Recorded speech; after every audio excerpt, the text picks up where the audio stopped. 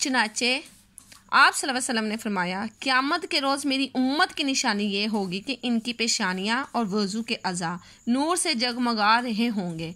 बस जो शख्स अपने नूर को बढ़ाना चाहे बढ़ा ले। आप सल्लल्लाहु अलैहि वसल्लम ने खाने पीने की अशिया ढांप कर रखने का हुक्म दिया और इन चीज़ों पर फूंक मारने से मना फरमाया। पानी पीते वक्त पानी के बर्तन में सांस लेने से मना फरमाया। तब भी तहकीक बताती है कि खाने पीने की अशिया खुली छोड़ दी जाए या इन पर फूंका जाए तो उनमें जरासीम शामिल हो जाते हैं।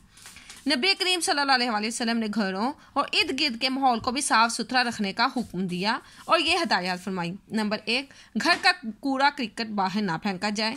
नंबर 2, आम रास्तों और दरख्तों के साए में क़ज़ाए हाजत ना की जाए। नंबर 3, तालाब और झीलों में पेशाब ना किया जाए। नंबर 4, क़ज़ाए हाजत के बाद तहारत यानी कि इस्तंजा किया जाए, इसके बाद हाथ धोए जाएं। नंबर 5, छींकते और खांसते वक्त मुंह पर हाथ या कपड़ा रखा जाए, जगह जगह थूका ना जाए। माहौलियाती आलूदगी से बचने के लिए दरख्त लगाने चाहिए। नबी करीम सल्लल्लाहु अलैहि वसल्लम ने इसे सदका जारिया करार दिया है। दौरान हज दरख्तों और पौधों को नुकसान पहुँचाना भी काबिल कफ़ारा अमल करार दिया गया है। इन तमाम पॉइंट से ये बात ज़ाहिर होती है कि सफाई कितनी ज़रूरी है। यहाँ तक कि उन 2-3 पॉइंट ऐसे जैसे कि ये देखिए, तालाब और झीलों में पेशाब ना किया जाए और आम रास्तों में भी क़ज़ाए हाजत ना की जाए। ये तमाम बातें इस बात की तरफ इशारा करती हैं कि सफाई और तहारत कितनी ज़रूरी है। रूह की पाकीज़गी क्या है? इस्लाम ने ज़ाहिरी तहारत के साथ साथ रूहानी तहारत और पाकीज़गी का भी एहतमाम किया है। यानी कि ज़रूरी नहीं है कि आपका सिर्फ ज़ाहिर ही साफ़ हो, बल्कि आपका बातिन यानी कि आपका अंदर। अब बातिन से मुराद है कि आपकी सोच, आपके ख्यालात भी पाक साफ होने चाहिए। रूह की पाकीज़गी के लिए अच्छी सोहबत, अच्छा माहौल, हलाल रिस्क, दीनी फ़राइज़ की अदायगी के साथ बुराइयों और बुरी सोहबत से भी बचना ज़रूरी है। शिर्क करने वालों को अल्लाह ताला ने नापाक करार दिया। यानी कि जो शिर्क करता है, शिर्क होता है कि अल्लाह के साथ किसी दूसरे को शरीक ठहराना, अल्लाह के साथ किसी और को भी खुदा मानना, और उसको भी अल्लाह ताला ने कहा है कि वो भी नापाक है। फरमाने बारी ताला है सूरतुल तौबा की आयत नंबर 28 में अल्लाह ताला का इरशाद है, तर्जमा, मोमिनो मुशरिक तो नापाक हैं तो इस वर्ष के बाद वो मस्जिद हराम यानी खाना काबा के पास ना जाने पाएं। शिर्क की नापाकी से बचने के लिए इस्लाम ने तौहीद का दर्स दिया।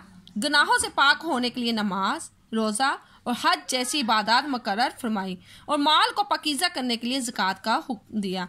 चनाचा अल्लाह ताला ने रसूल अकरम सल्लल्लाहु अलैहि वसल्लम से इरशाद फरमाया।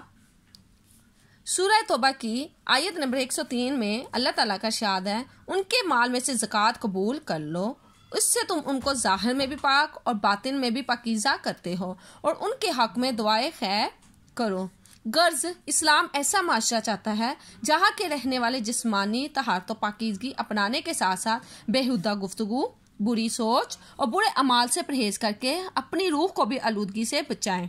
पाकीज़ा सोच और पाकीज़ा अमाल अपनाएं और ज़हनी, जिस्मानी और रूहानी तौर पर साफ सुथरे और पाकीज़ा हों ताकि वो अल्लाह ताला और इसके रसूल सल्लल्लाहु अलैहि वसल्लम के महबूब बंदों में शामिल हो जाएं और दोनों जहां की भलाइयाँ समेटने में कामयाब हों। तालिब इल्म की जिम्मेदारी, एक ऐसा तालिब इल्म होने की हैसियत से भी उन्होंने सफाई पर जोर दिया। और वो क्या है? एक तालिब इल्म की हैसियत से आपकी जिम्मेदारी है कि अपनी ज़ात यानी जिस्म, लिबास, किताबों, कापियों और बस्ते की सफाई के साथ साथ क्लास, स्कूल, घर और मोहल्ले की सफाई का भी ख्याल रखें और कूड़ा क्रिकेट जगह जगह ना फेंकें। ये एक तालिब इल्म होने की जिम्मेदारी है कि आपने एक तालिब इल्म होने के साथ साथ क्या करना है। नंबर 2, ख़राब आदतें अपनाने से गुरेज करें, बुरी सोहबत से बचें और अच्छे तौर तरीके अपनाएं। नंबर 3, अच्छी कुतुब का मुताला करें। आगे है इज्तिमाई जिम्मेदारी। इज्तिमाई जिम्मेदारी का होता है कि जो मिलकर की जाती है, जो सिर्फ से एक ही बंदे का काम नहीं है, बल्कि जब तक सारे लोग या सारे अफराद मिलकर उस काम को सर अंजाम ना दें। नंबर 1 है घर के तमाम अफराद मिलकर घर की सफाई सुथराई में हिस्सा लें और इस सिलसिले में एक दूसरे से ताउन करें। मोहल्ले की सतह पर एक कमेटी तश्कील दें जो सफाई का ख्याल रखें। मोहल्ले में हफ्ता सफाई की मुहिम का भी इनकाद किया जा सकता है। नंबर 3, अपने इतराफ के माहौल को साफ सुथरा रखने के लिए शजरकारी की जाए। शजरकारी का मतलब होता है दरख्त लगाना और पौधों की देखभाल की जाए। अगर गली या सड़क कच्ची है या निकासी आपका मसला है, निकासी आपका मतलब है कि पानी जाने का, जो हम लोग इस्तेमाल शुदा पानी का इस्तेमाल करते हैं उसको बाहर निकालने का जो तरीका होता है उसको निकासी आप कहते हैं, या कूड़ा करकट को ठिकाने लगाना है, तो इन जैसे तमाम कामों के लिए इमदाद बाहमी के असूलों पर काम किया जा सकता है और अपनी मदद आपके तहत ये अमूर निपटाए जा सकते हैं।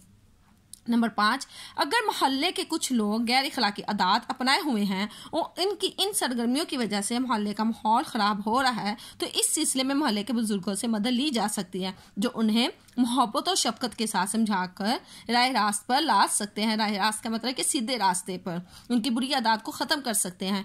मोहल्ले में तलबा इन्हीं बुजुर्गों की मदद से दीनी तालीमात के प्रोग्राम मुनक्कद कर सकते हैं, जो अहले मोहल्ला के अखलाक संवारने में मददगार साबित हो सकते हैं।